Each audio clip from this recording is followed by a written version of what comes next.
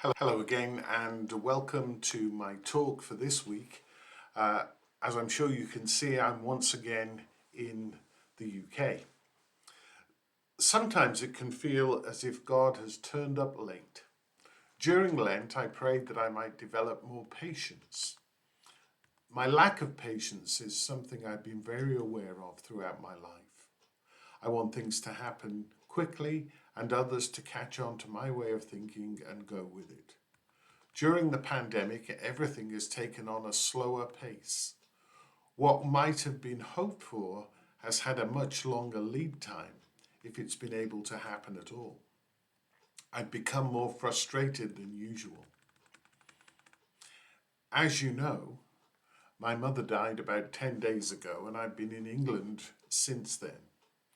I've been aware that the funeral arrangements in England are much harder to make than at home, but I didn't realise the full extent of it. Registering a death is something that requires a specific doctor's signature. Unfortunately, he was away last week, so nothing could happen. Registration is due to take place tomorrow, Thursday.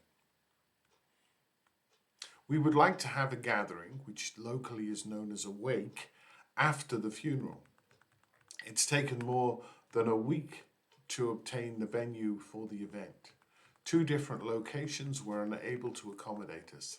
Thankfully, that was settled today. Stopping various things of my mother's requires a death certificate. One of those can't be issued until the death is registered tomorrow. That means there will be an overpayment, which will have to be dealt with in due course. Then there's the funeral service itself. The population of this part of England means that there's a great deal of pressure on funeral directors and other services. Hence, there is a long wait. In our case, that has meant 3 weeks from the day we met with the undertaker. The funeral will now take place on the 11th of May. Last Sunday, I was very grateful that Archbishop Claude was able to step in to confirm candidates in the Hampton area. When I wrote to thank him, I said that I missed the relatively straightforward way we do things in New Brunswick. Well, there we are.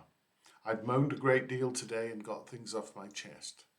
The truth is that I prayed for patience and have been quite well tested. I'm glad to say that by the grace of God, I haven't lost it with anyone. The Holy Spirit has enabled me to remain calm. The problem with saying this out loud might be that I lose it tomorrow.